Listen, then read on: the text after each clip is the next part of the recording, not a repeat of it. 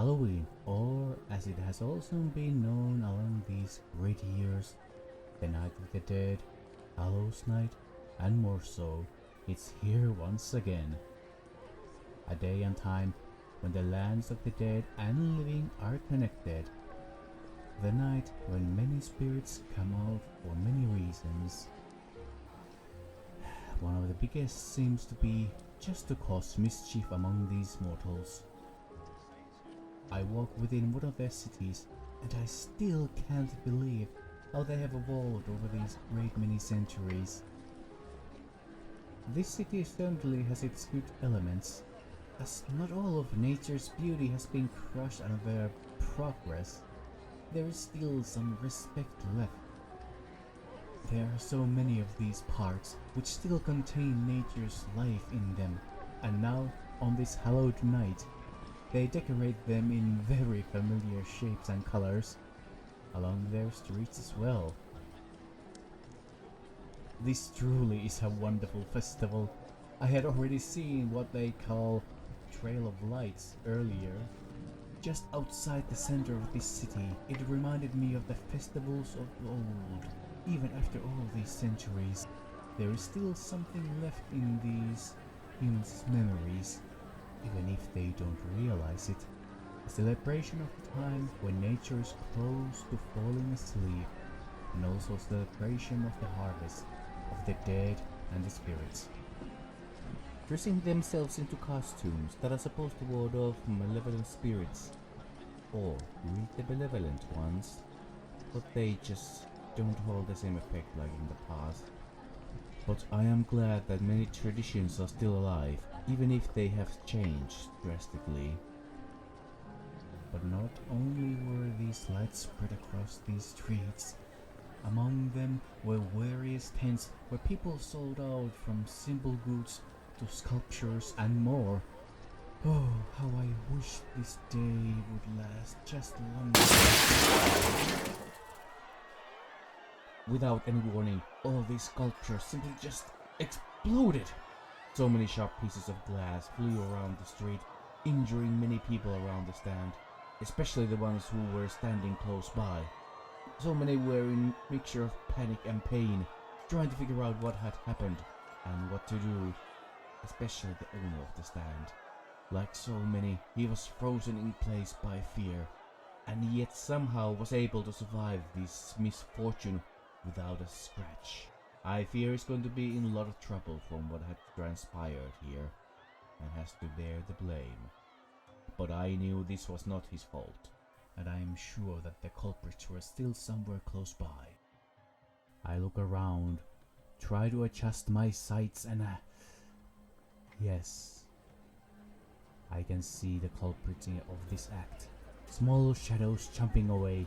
None of these mortals, of course, not able to see them, unlike me, and I already know what they are. I try to keep my composure as I gave chase of these troublemakers. I try not to crash on these mortals who are gathering around the now destroyed stand. The shadows moved fast, and with these busy streets, it was really difficult to chase almost mere shades in the midst of all these people and lights. So far, none of these shades even knew or suspected that they were being followed. As my chase continues, I could hear their mischievous giggles and cackles. It is really a shame how they conduct themselves. Finally, these little imps are slowing down, just as we are away from the humans and their city. Now we're somewhere that feels so much more home, back in deep in the woods. When they finally stopped, their shadowy guises faded away, revealing what I already suspected. In front of me are 4 what looked like small human children, but they were nothing of the sort. I hate the fact that my kind and theirs share some resemblance, like flat noses and long ears. But thankfully, that's where the resemblance ends. Unlike my kind who have strong hooved legs, theirs resembles something of a lizard's. They also have decorated their faces and whole bodies in different ways, like painting their faces to resemble of a skull or just part of it. And the same thing went for the rest of their bodies. Arms, fingers, legs, toes, midriff and so on. All of them had some kind of painting on them, either resembling a bone or an ancient mark. And yet, that was not all of it still, as some of them have taken to decorate themselves further by placing many kinds of bones around their bodies or onto their clothes. Usually they were from small animals, but some have taken bits of human bones.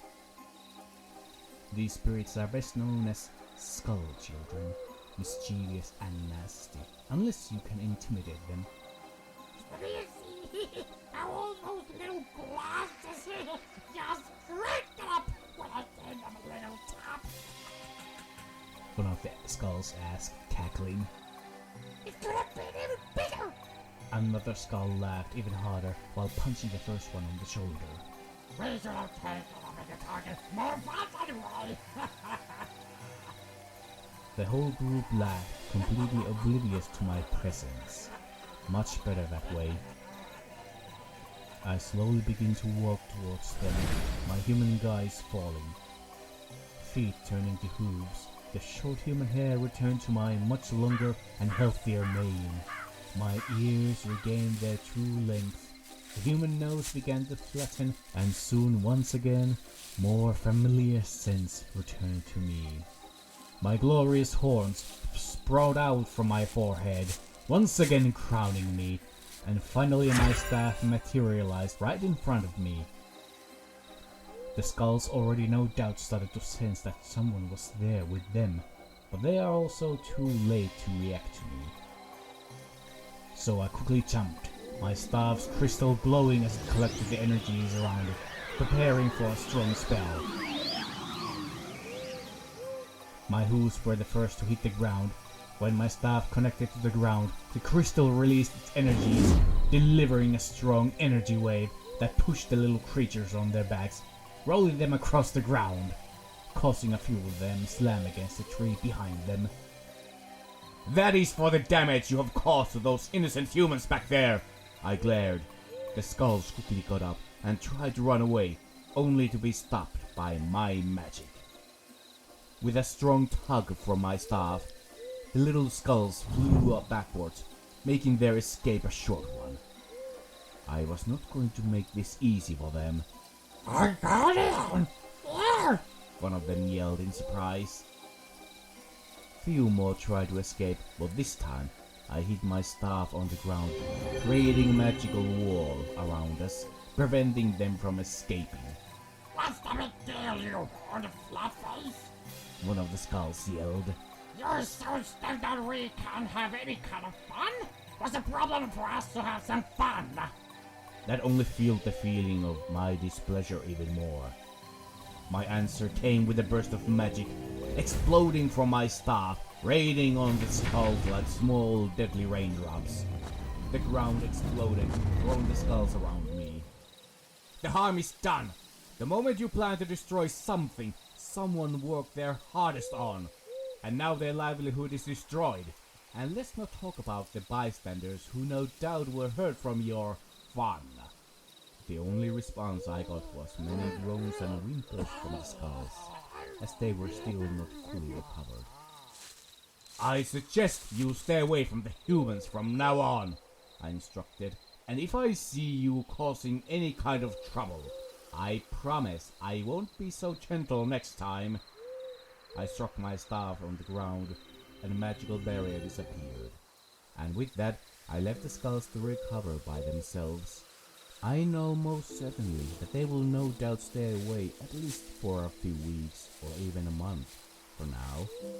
In the end, skull children are cowards, and they will certainly return to their old habits.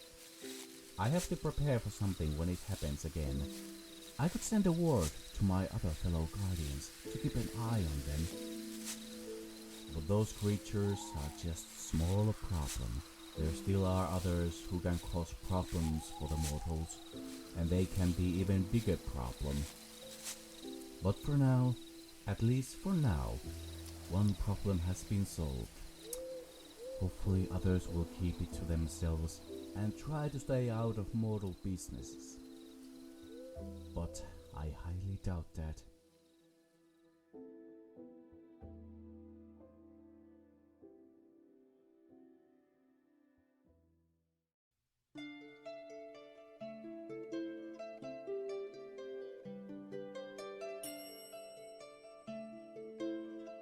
Greetings everyone, and thank you for listening my story, Hallow's Night.